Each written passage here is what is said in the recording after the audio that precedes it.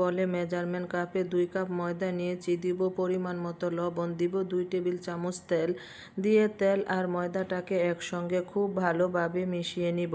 মিশানো হয়ে গিয়েছে, এখন আমি নর্মাল পানি দিয়ে ডোটা তৈরি করে নিব। পানিটা আমি একসাথে দিব না, অল্প অল্প করে দিয়ে ডোটা তৈরি করে নিব। ডোটা খুব শক্ত হবে না, আবার নরমও হবে না, পোয়ারোটা ডোয়ের মতো হবে। এখন 5 থেকে 6 মিনিট ভালো করে মতে আমি ঢাকনা দিয়ে ডোটাকে রেস্টে রেখে দিব 15 থেকে 20 মিনিটের জন্য। আমি আগে থেকে মাঝারি সাইজে 3টা আলু সিদ্ধ করে ভালো করে ম্যাশ করে নিয়েছি, একটি ডিম সিদ্ধ করে গ্রেট করে নিয়েছি, কাঁচামরিচ, চিলি ফ্লেক্স স্বাদ মতো, ক্যাপসিকাম 1 টেবিল চামচ, পাতাকপি 1 টেবিল চামচ, গাজর গ্রেট করা 1 টেবিল চামচ, ধনেপাতা পরিমাণ মতো, 2 টেবিল চামচ পেঁয়াজ বেরেস্তা, টালা জিরার গুঁড়া 1 চা চামচ, চাট মশলা 1 চা চামচ, লবণ পরিমাণ মতো। এই সব কিছুকে হালকা হাতে মেখে নিব। আলুর পুরটা আমার মেখে নেওয়া হয়ে গিয়েছে। এখন আমি পুরটাকে সাইডে রেখে আগের থেকে তৈরি করে রাখা ডোটা অনেকটাই সফট হয়ে গেছে। আবারও ডোটাকে 1 থেকে 2 মিনিট মতে নিব। মতে নেওয়ার পরে আমি ডোটাকে ছোট ছোট করে লিচি কেটে নিব।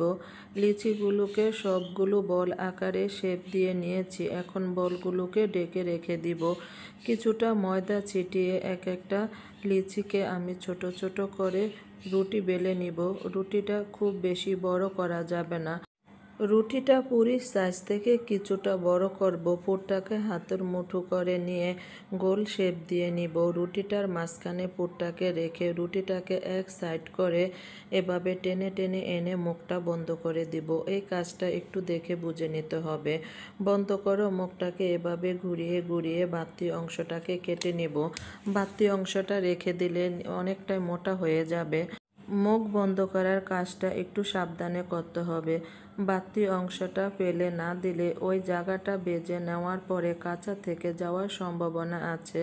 এখন আমি সবগুলোকে এভাবে তৈরি করে নিয়েছি। এখন এক এক করে আমি হাত দিয়ে এগুলোকে পুরির আকারে শেপ দিয়ে নিব।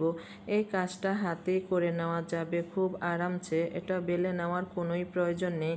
আমি হাত দিয়ে করে নিয়েছি। চুলায় আমি একটি প্যান বসিয়ে দিয়েছি পরিমাণ মতো তেল।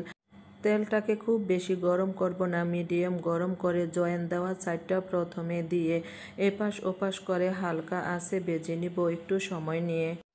এই নাস্তাটি কিছুটা স্বাস্থ্যসম্মত, খেতেও অনেক ভালো লাগে। আশা করি রেসিপিটি ভালো লেগেছে এবং সহজ লেগেছে। এরকম সহজ রেসিপি পেতে আমার চ্যানেলটিকে সাবস্ক্রাইব করে বেল বাটনটি অন করে রাখবেন পরবর্তী ভিডিও নোটিফিকেশন পাওয়ার জন্য।